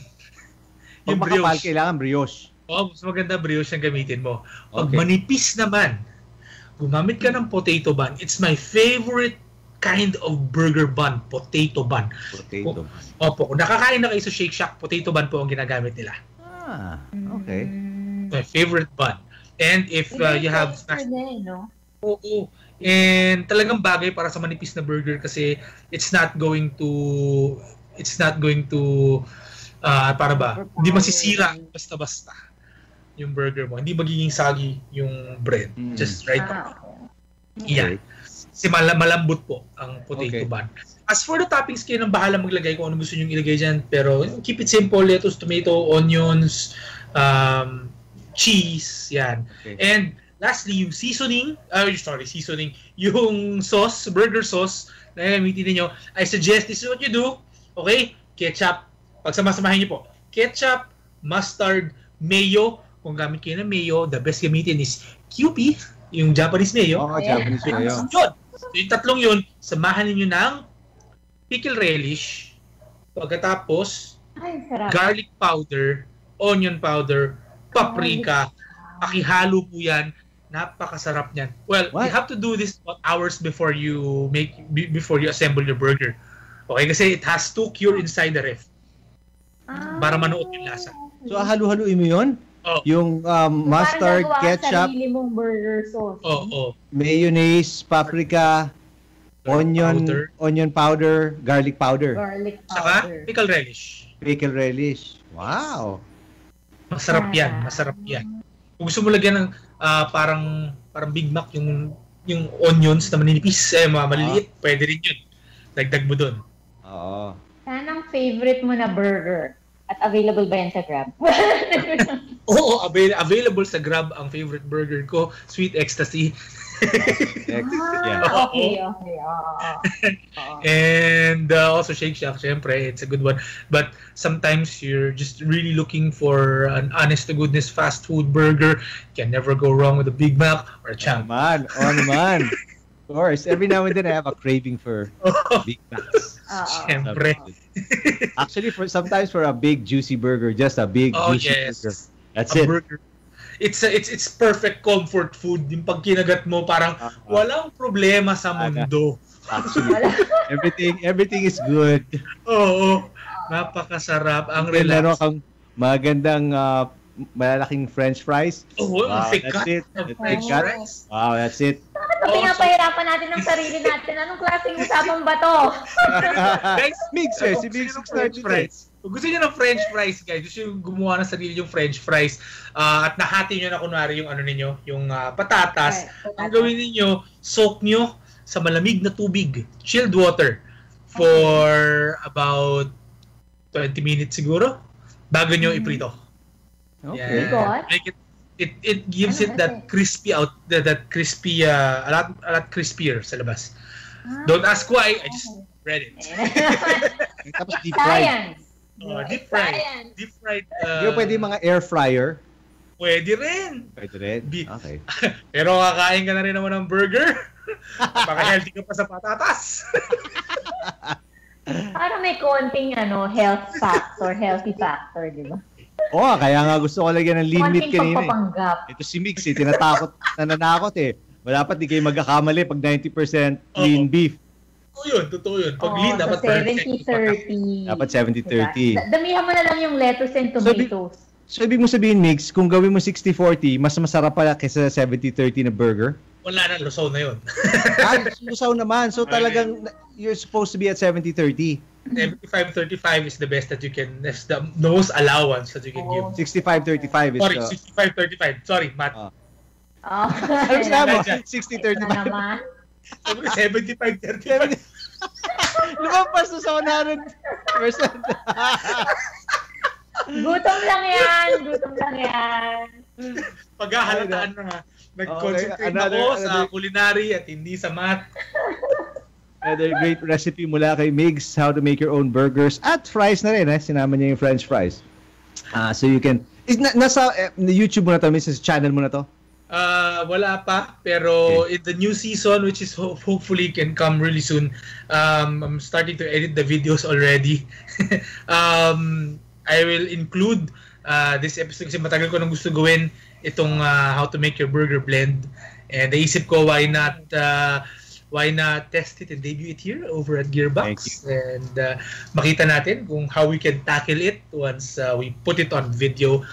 Hopefully we'll be able to release the new season very soon, And don't forget to subscribe. Don't forget to hit the notification bell para malaman nyo kung may bagong video, kung lalabas na po ang bagong season. And always enjoy your day. Eat healthy as much as you can, but indulge paminsan-minsan. All right, thanks for the burger blend. Migs, catch him on his channel, the Migs Torres Experience on YouTube. We'll be back with more Gearbox right after these.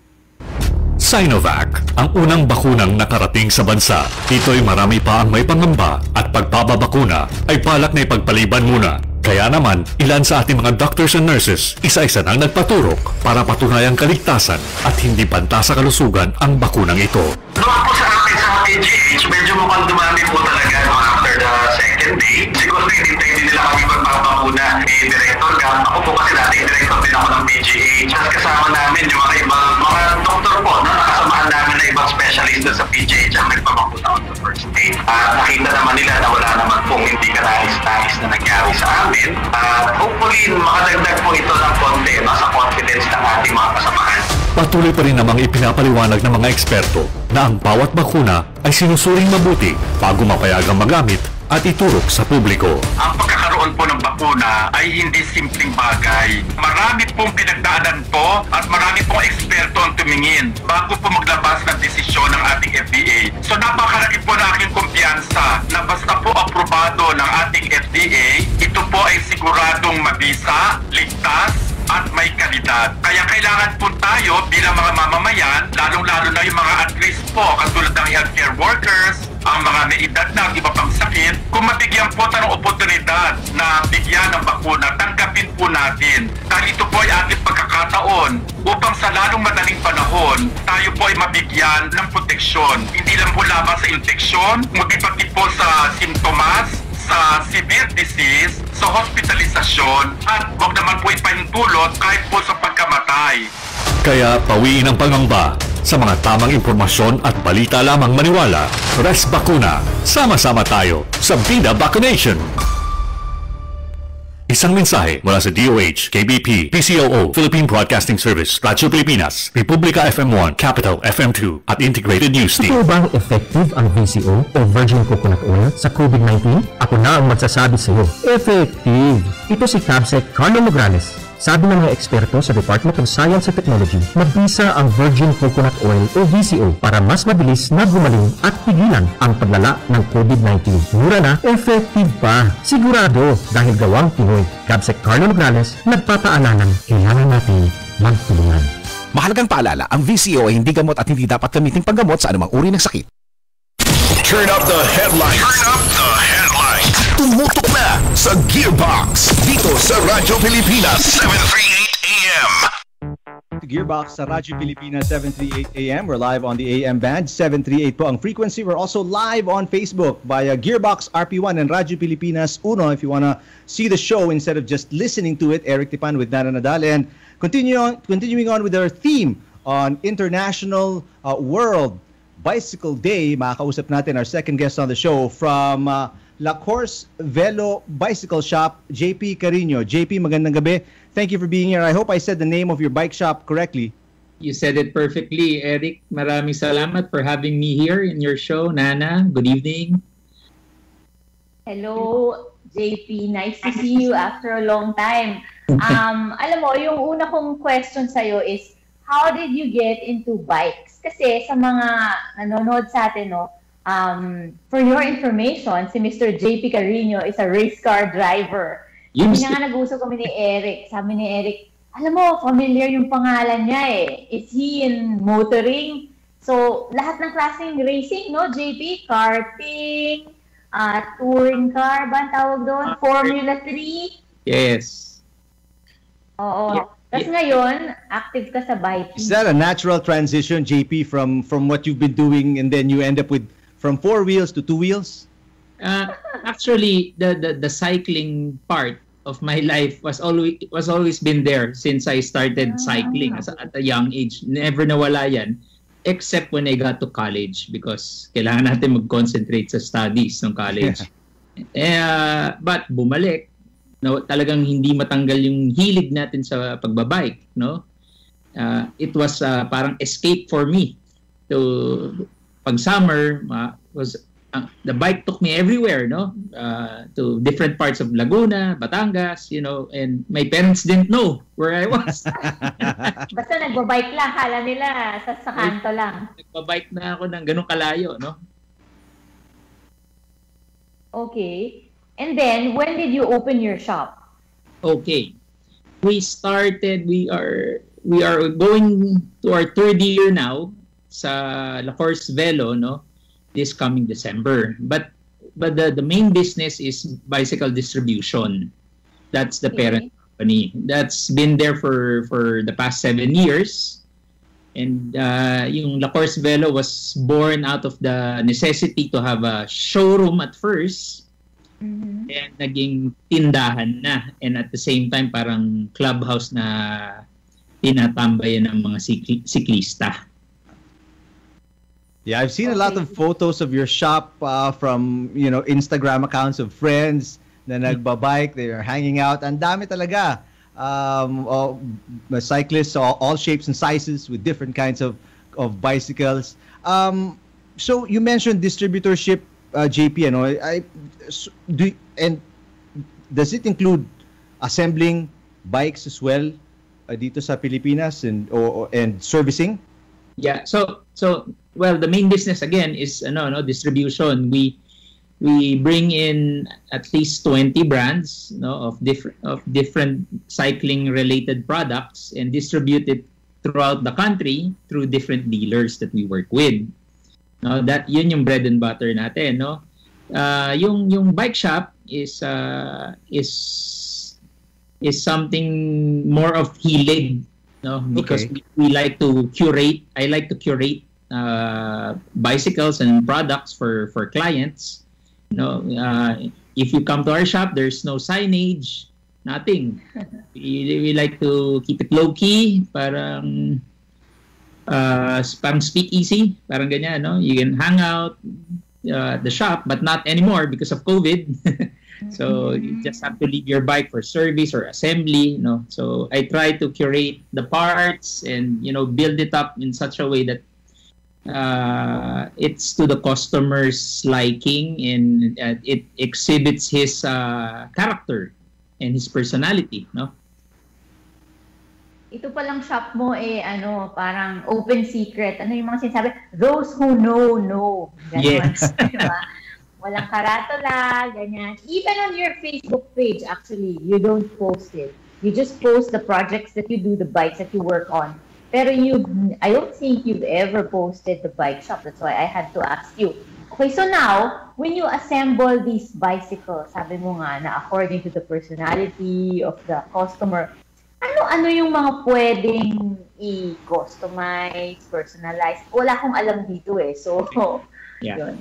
Good question, no? So Course Vélo, our main theme is about customization. So when I say customization, I don't want my clients riding up to a meet or a ride with the same bike as the next guy that he is riding with.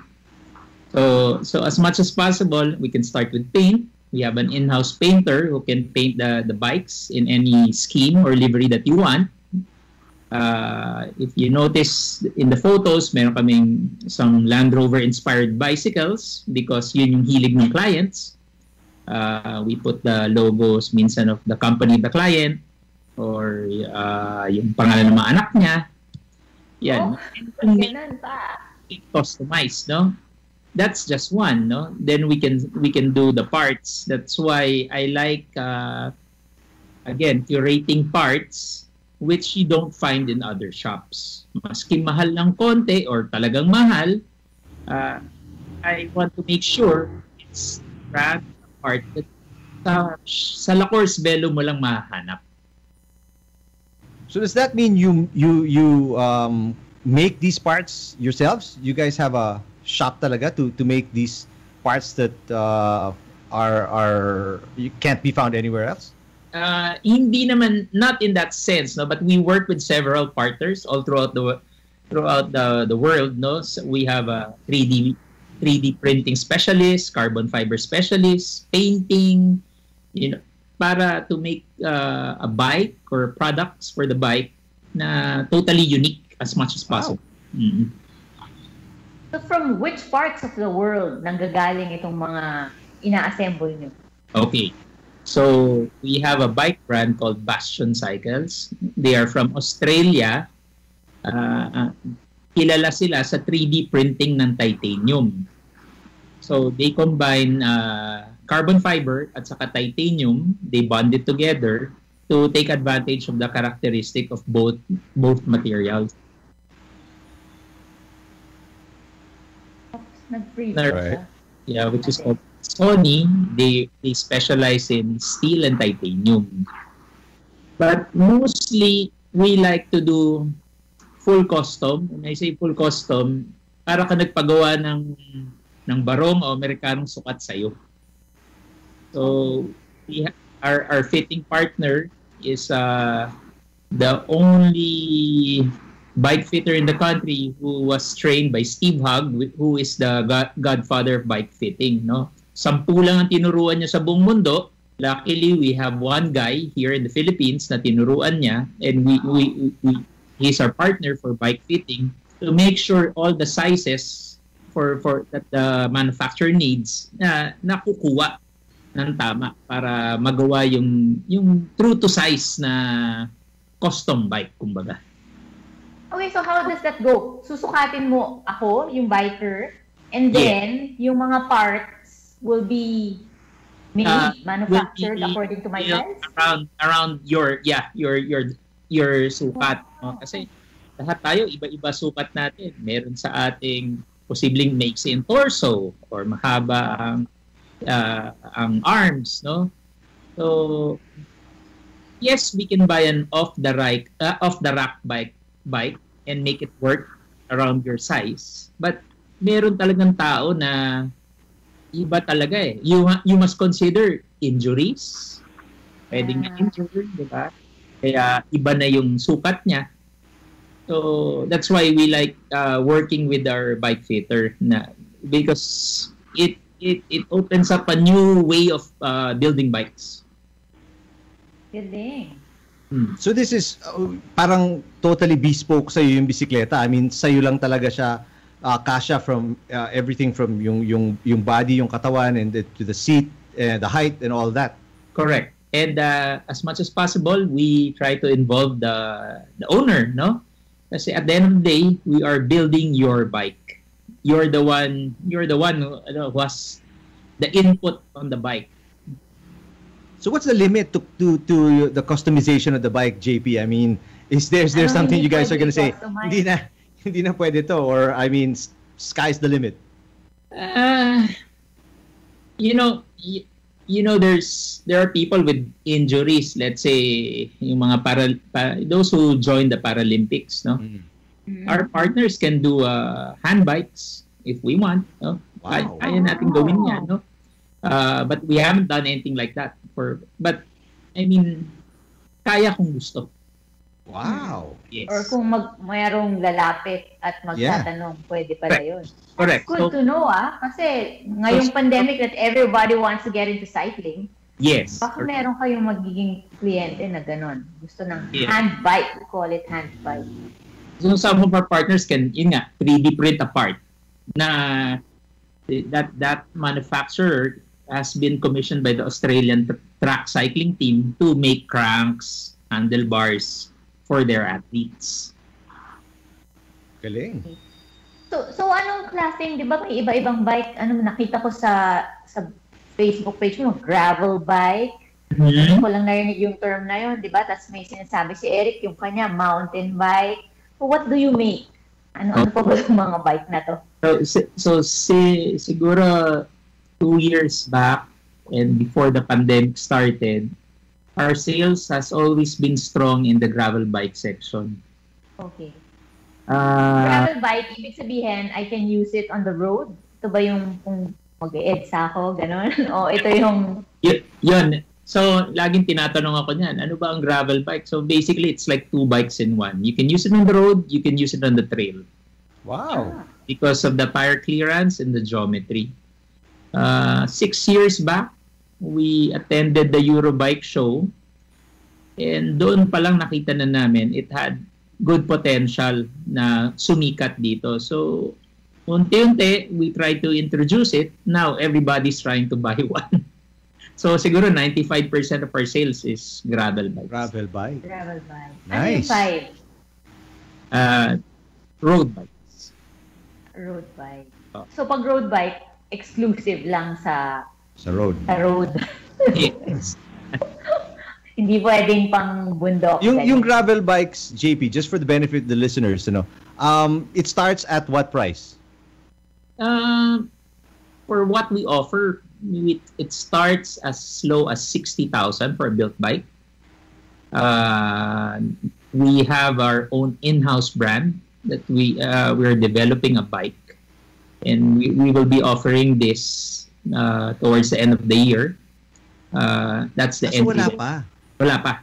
Okay. But that's the target price point. End of the year. Okay. 60K for a built bike already, and can go all the way to 6 figures. Yeah. Oh, of course. Wala nang limit. That's good news, because I know a lot of friends na nagsawa na sa mountain bike, and there's been as far back as about 4 or 5 years ago, a lot of people going into road bikes. Mm-hmm. Yung mga nagma-mountain bike, hindi daw makasama kasi mabigat yung bisikleta nila, mabagal, naiiwan, lalo na pag umaakyat ng Tagaytay or sa mountainous area. Kaya, and then if you buy two, medyo mahal. So with a budget of 60,000, which is roughly the same amount you spend pag bibili ka ng mountain bike, and you get the best of both worlds in a gravel bike na pwede pang road, pwede pang dirt, pang trail. That's not a bad starting point if you're buying your first bike. Yes, that's our objective with our in-house brand. No, it's called GRVL or gravel. No, it means na gravel and road varied lifestyle. Nice. We started with car bags. We're gonna introduce a few technical apparel for gravel riding, and then hopefully by the end of the year we'll be able to introduce yung bicycle namin. Okay. So, babalikan ko yung accessories niyan, pero gusto ko bumalik dun sa customizing. When you customize, iba-iba na, like the frame, the saddle, and all that, ano yung effect? Like kanina, you mentioned terms like carbon and titanium. Anong impact kung yun ang kukunin ko? Ganon. Okay. So, in the bicycle world, no, parang we mostly use 4 materials.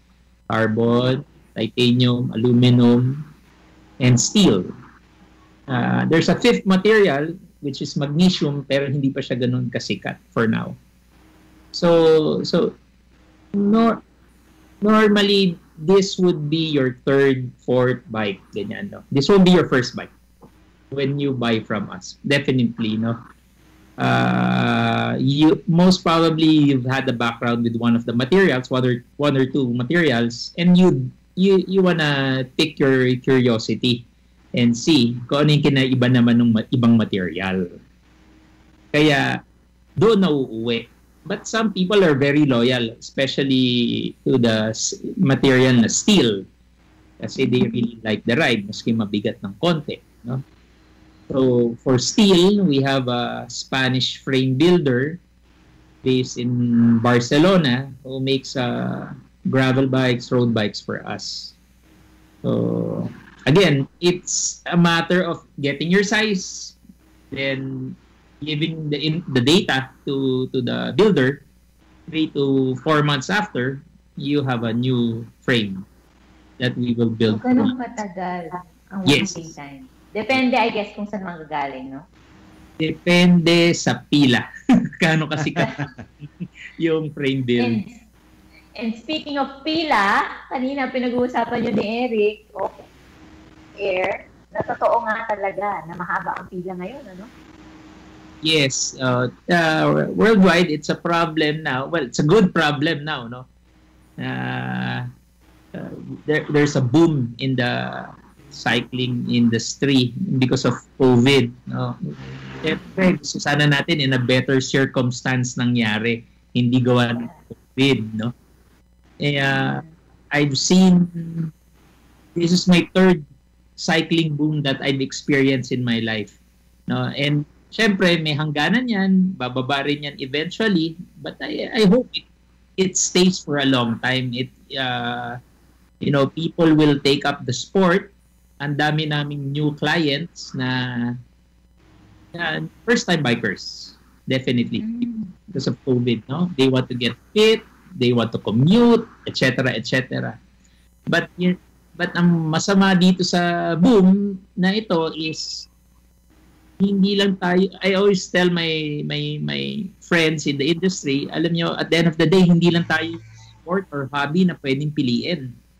So we have to find a solution kasi pwedeng you know, they can take up another sport and not take up cycling kung masyadong matagal ang antay. Pero ito, it's a necessity no? Ngayon, bikes have become a necessity. Curious lang ako, ano yung dalawang instances pa na nag-boom? One was in the 90s and then the other one, I think it was more because iwan tayo yung sa culture, cycling culture, tapos nauso sa ibang bansa, and people got to travel, nakakabili, nakapag-uwi ng bisikleta, then tumaas yung Now it makes it easier because of the internet diba? Right. Nakikita lahat on social media what is uso kumbaga sa ibang bansa. Me as a distributor, ang hirap kasi I cannot attend any trade shows to see what are the trends of the industry, no? So I try my best to look at social media, pero iba pa rin yung ka-attend ka ng trade show to see and feel the products and see if may potential na sumikat sa bansa. So what's the solution now, JP, para sa mga nakikinig na they want to they want to get their hands on a bike, or may sirang piyesa sa bike, gustong paltan? I mean, how can they go about getting their bike up and running despite yung sitwasyon nga ngayon? Well, you know, the internet... Kasabang ba natin ikaw, Eric? Ikaw ba yung asking for a friend? Naghahanap ako solution for myself. For himself. I'm thinking of the listeners na I know there are more, not just me. Correct. Well, the internet, you know, is both a good and a bad thing. You know, it makes it easier for us to look for or to connect with the people who may have the parts, whether it's an online seller, a bike shop with an online capability, or an end user na may mga sobrang pyesa, pwede siya magbenta, no? But when I say a bad thing, nangyari yun is, you know, the prices keep going up because nakakapag-kumpara yung mga iba-ibang seller di ba? And for me, it's unfair for us with the brick and mortar setup. We pay rent, we pay our staff, di ba? And those selling online, they just post, di ba? That's it. So, and tumataas pa yung cost. So, it's really hard. For me to build bikes now, I sometimes have to resort to buying from an online seller, unfortunately, para lang mapagbigyan natin yung kliyente, mabuo na natin yung bisikleta nila. Okay. But if they look your shop up, makakabili sila ng buong bike right now, kahit na hindi pa yung brand mo, with the GRVL brand? Or yes. Fortunately, we are representing, I would say, the innovators for gravel, which is called, yung brand is called Open Cycles. So Open Cycles is owned by one of the most sought after bike designers in the industry. His name is Gerard Brumen. He started Vélo Cycles. Si Gerard and his business partner made a decision before the pandemic, no, to invest in more frames and parts because for the long run, no, and it's now sila lang ang meron. So it's something we can offer kasi sila ang priority ngayon, kumbaga sa queue because of their nauna sila nagkataon lang naman. Okay, so aside from the bike itself, you also sell accessories. You mentioned earlier bags. Magkakaroon ng bags o meron na bang bags? Meron ng bags, no? So, the GRVL brand, our first product is a bar bag. No, when I say bar bag, handlebar bag siya that can double as a waist pack. You can wear it around your waist when you're walking around. You can use it as a bag for your phone. For your sanitizer and alcohol. Tama. No? That's our bag, no? We also we like working with other distributors. Ayaw namin na hindi kami magtulungan. We'd rather help each other. So we work with several distributors that, let's say, they have a helmet brand. Yan. Okay. We sell that for them. We also sell apparel from another distributor, shoes. You know, as much as possible, kung kayang one-stop shop, of course, we'd like to do that. But me and my wife, yun, kami yung nag-curate kung ano yung sa tingin naming bagay sa clientele namin. Okay. I saw photos of your bag. A friend uses one of your bags nga, handle bags.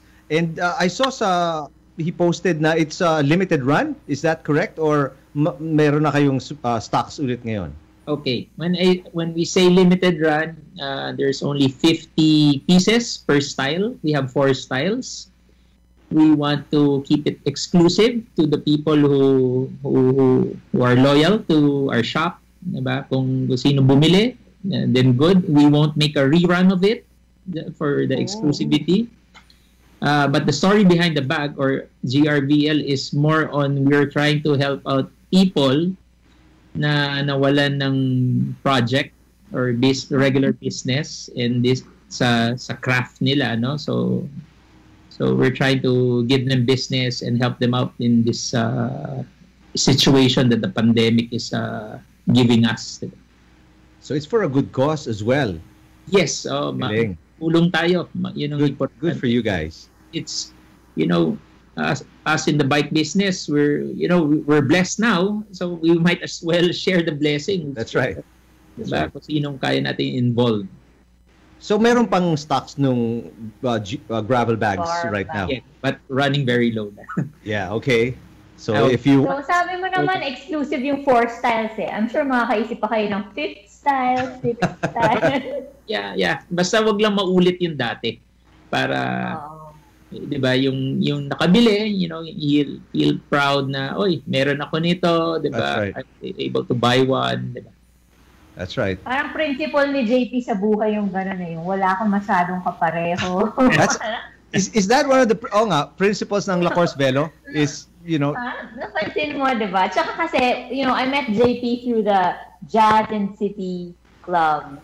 And at the time, you know, they were modifying their cars, mga ganyan. And JP's car is different from everyone. It's a personal motto. Lagi siyang nauuna siya lagi dun sa mga parts. Well, pero you know, in our line of business, mahirap rin mauna because it's we take risks, but of course, you know, there's something that motorsports has taught us is to take calculated risks. Yeah.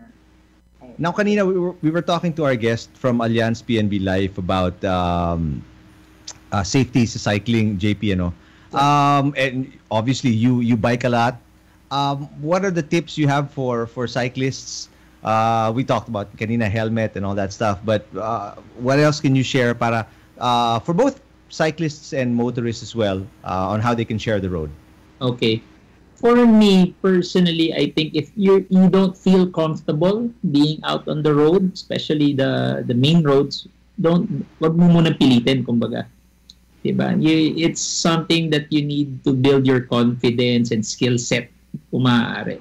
If something bad happens, na pinahan ka ng bus or ng kotse, you know what to do or you know how to fall, diba? Para to limit. I've attended some consultations on yung sa bike lanes, etc. You know, and for me, as much as possible, I would like cyclists to practice yung bimodal form of cycling. Wherein, let's say, utilize, let's say, the Pasig River Ferry. You take their ferry, so there's no cars on the river. Get off an exit and bike konti na lang, go towards your home. Or you take, well, before the pandemic, I used to take the P2P. If my car is folding, I would bring my folding bike. Then I'll start biking, let's say, from Greenbelt to my shop, and vice versa, hanggang makauwi, no? Parang if you can lessen the risk for yourself, better, no? Kasi yung tao yung motorist ngayon na yun lang naka-experience siguro ng ganito kadaming cyclists on the road eh. That's true. So it's a different experience for them. Baka hindi nila alam paano i-treat ng, well, kapwa motorista rin tayo eh, kung tutuusin mo eh, di ba? Oo nga. Siguro kailangan pa rin nila ng time din, di ba? Para matutunan. That's true. How to share the road. And also, some of these bike lanes were newly installed. So, ang daming motorists, ang daming tao na they haven't been out for a while kasi they were working from home. They get out and all of a sudden, mas maliit na yung lane ko and what is this marked lane na maliit na hindi ko mapasukan? Tapos you see an opening, you overtake and all of a sudden, it's late, you realize bike lane na pala yun. It's been transformed into a bike lane. Tama yun. Maraming kailan lang lumabas, di ba? Naipit sa bahay, di ba? And nagugulat sa nakikita nila sa kalye. That's true. So, di ba you sell helmets? How does one choose the right helmet? Okay. It's a good question, no? Even when I was still racing in cars, karting, ganyan, no? Yeah, oo. Iba presyo ng helmet eh. No? So, there's a 2,000 peso helmet, there's a 20,000 peso helmet, no? Ganyan. For me, my answer is always, if you think your brain is worth 20,000, no? But, you know, helmet's very important. You know, I've suffered an accident and a really bad concussion abroad on a bike ride. I've never been the same after. I'm having a hard time recalling things, ganyan, no, because of the concussion, no. So it's really if I didn't have my helmet, malamang mas grabe pa. How long ago was this? 9 years back. Wow. Well, thank goodness you're okay. Yeah. Well, goes to show the importance of wearing a legit helmet. Yeah. Yes. I mean the branded ones, you know, they've tested the helmets. They have several helmets to test. Like in Germany, there's a sanctioning body called the TUV na kung hindi ka pasado doon, you know, you can sell the helmets in their country. No? So the price, of course, is for the testing and the research, etc., etc. But tsaka ang importante, they're aware that they should buy this for their safety, hindi lang to comply, di ba? Na ito lang may mailagay, di ba? And not just for style. Maraming style. Dahil sa style, no? Maganda. Plus na yung style. Style. Number one is safety, hindi the other way around. Correct. Yeah. I saw on your Facebook, you posted the Wahoo kicker bike. Ano yun? Tapos nakalagay pa na limited, ganyan. Ano siya? Parang special. Okay. So, ever since the pandemic happened, lockdown, people can't bike outdoors, or there's a certain time frame wherein you can bike within your barangay. That's true. So it's an indoor trainer, but this one, and most of the indoor trainers, there's two kinds kasi. There's a dumb trainer and a smart trainer. Okay. So the smart trainer, there's an app online wherein you can bike different routes throughout the world, virtual worlds, no? So There could be France, Japan, etc., etc. And you can bike with your friends. Maski nasa abroad sila, through Zoom, you can. Okay. So if you're climbing, the resistance becomes harder to simulate the grade, no? But with the kicker bike, maski yung harap ng bisikleta umaangat. Wow. Pag umaangat rin yung course. Nice. Oh, no. So it's trying to replicate the terrain. The terrain, no? As much as possible. How much is the kicker bike? The Wahoo kicker bike? The retail price for that is 195,000. Wow. Yeah, but you can get a good smart trainer for mga around 35,000. And gamit na gamit yan ngayon. Gawa ng lockdown, no? Gamit na gamit yan. It's one of the best-selling bicycle product. That's true. That's true. Ang dami ko nakilala bumili from gyms, kahit yung mga dumb bikes. Yes. Dumb stationary bikes, just something to get your sweat going kasi nga, hindi ka maka-jogging, hindi ka makalabas. There was a time when the lockdown was really, really strict. Correct. So itong Wahoo kicker bike, it's still available. Meron pang units. Sold out. Sold out na. Wow, kaya naman palang kwenta yung pagtatanong ko.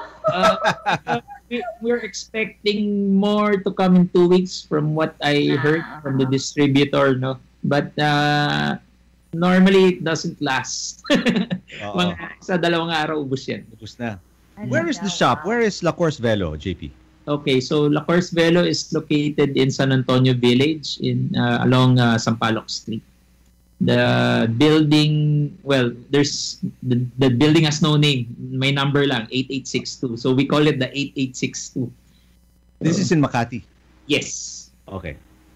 But right now, hindi pwede pumunta pa, di ba? You can come, pero by appointment. Even before pandemic, talagang by appointment kami. Okay, so great. Yeah, if let's say a client wants to shop for an hour and wants the shop all to himself, we will close the shop just for him to shop.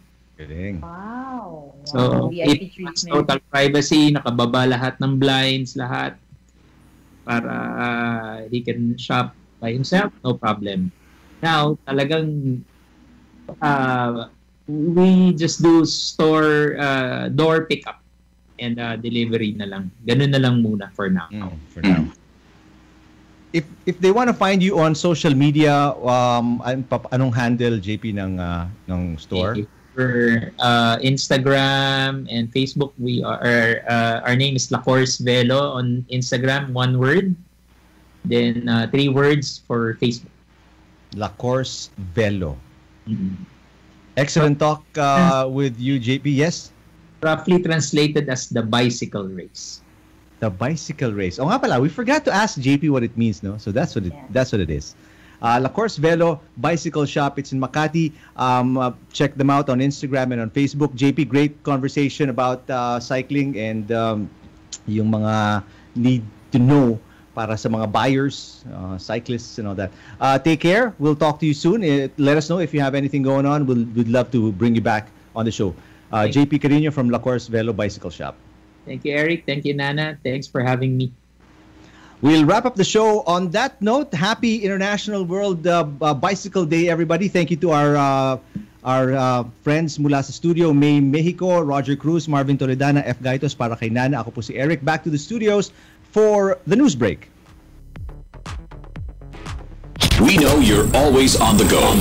Pero ang mahuli sa balita is always a big no-no. Kaya Radyo Pilipinas is here to keep you updated. Reliable news delivered to you as it happens. Para sure na wala kang mamimiss. Smart